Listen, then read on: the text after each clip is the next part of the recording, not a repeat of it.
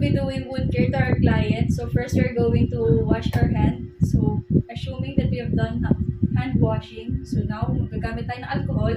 Then introduce natin yung surgery natin sa client natin and also confirm the client's identity by asking the do and identifier, which are the name and birthday. So without after yun, ma'am, I'm Emerita Diamante, student nurse for today. So for confirmation, can you state your name? Karen Angel Makili. Your birthday? May 8,000. Okay, so next thing is explain the procedure or yung gagawin mo sa client mo. So now, as ordered by the patient, ma'am, I am going to do wound care or lilinisin natin yung wound mo. Is that okay? Okay po. Okay. So next is gather all the equipments. So such as the kidney basin, the forceps, the bandage scissors, clean gloves, sterile gloves, the plastic for trash or garbage, then the micropore tape, the gauze pad for two sizes are 4x4 and 1x1, then of course, the Povidone IV.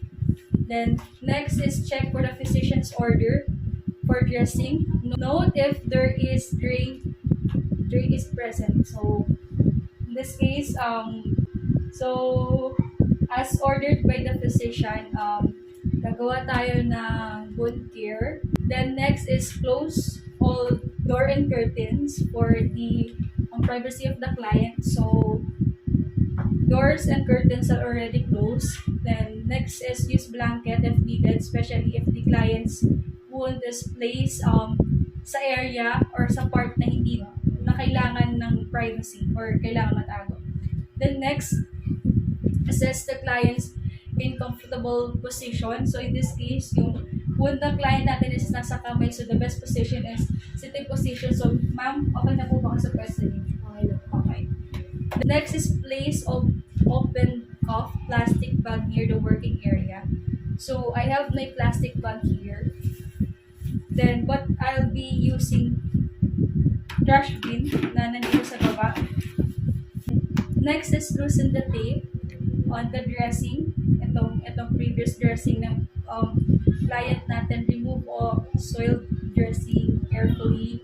So in this case, in removing the old dressing ng client natin, kung sobrang ticket ng tape or micropore tape, you could use adhesive remover. But in this case, hindi naman, since yung previous dressing niya is may nakatupi sa dulo, which allows us to remove it easier. The next is assess the amount and type of the odor, if there's any drainage present. Of course, don clean gloves upon doing that.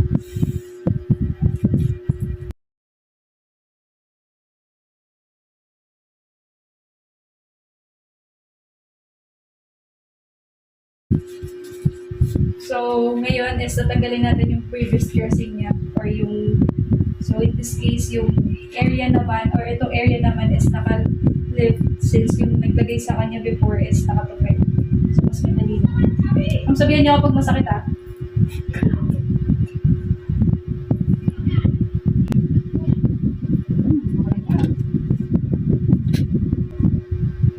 So, this card. Type is ng wound is open wound. Then there's no, it's not swollen, wala ring nanong present, then wala rin siyang odor. So, ma'am, kailan niyo po yung pinalinisan ko? Kahapon. So, constant naman po yung paglilinis ng araw-araw. Okay. So, as verbalized by the patient, araw-araw naman yung pinapalinisan, so hindi siya maamoy yung wound niya. Next is discard yung kaninang dressing and the gloves na ginamit natin.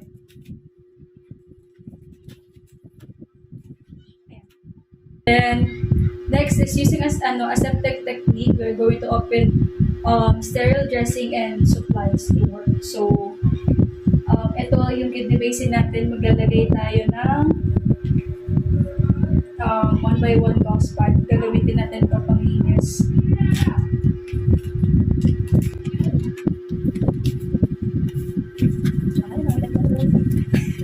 Put Povidone iodine, dito sa kidney basin.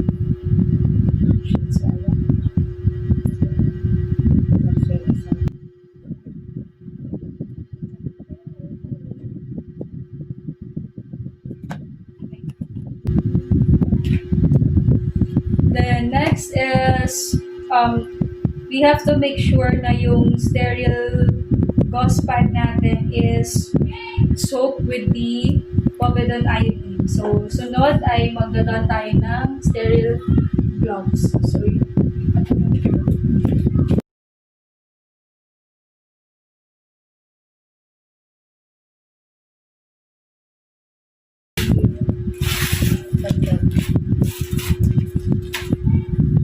okay, the next.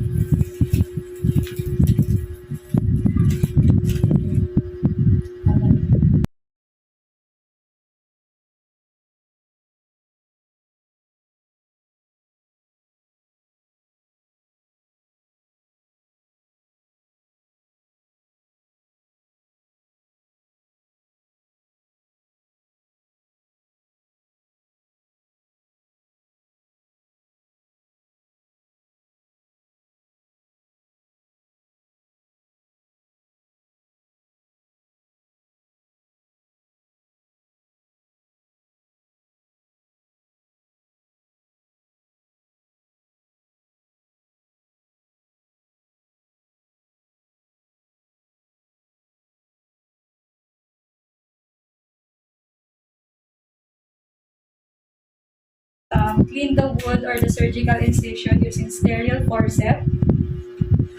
Then this time, we are going to clean the wound top to bottom or center outward in circular motion. Then using the forceps, kukuha tayo ng gauze pad na nakasoak with soap solution.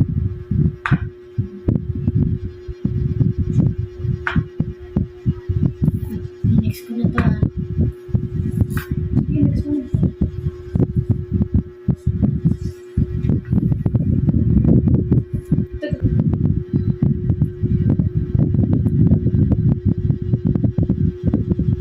From center to outer. Then tapon. Then another pad.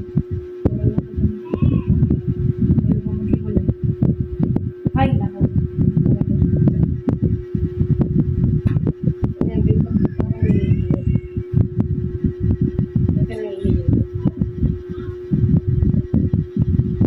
Mali na wala akong nakalagay sa Then, next is dry the wound using a gauze sponge with the same motion, which is outer to inner. Ay, inner to outer.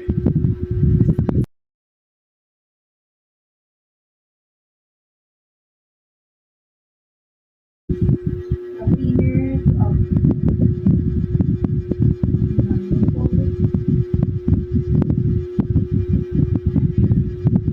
Then tapon. Okay.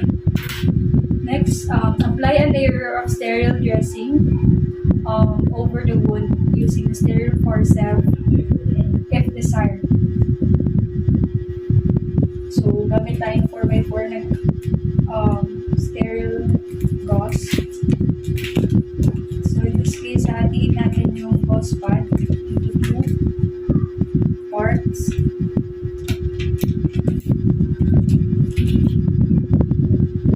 Ito yung dry.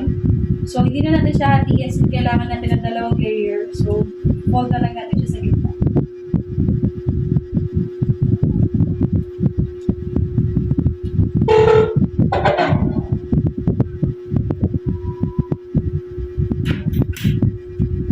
So, after applying gauze pad, 2 layers. So, in this case, hindi na natin hinati, pero tinupi natin siya para maging dalawa yung layers niya.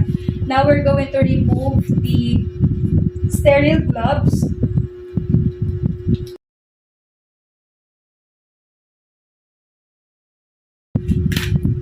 Tama pa ba yung binibidyo mo? Then, we're going to put, we're going to put microportate.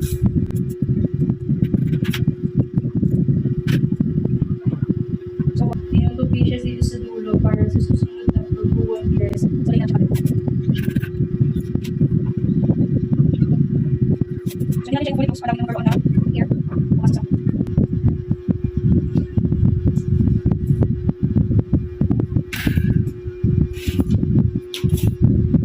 Then, next is perform hand washing, then clean all the equipments as done.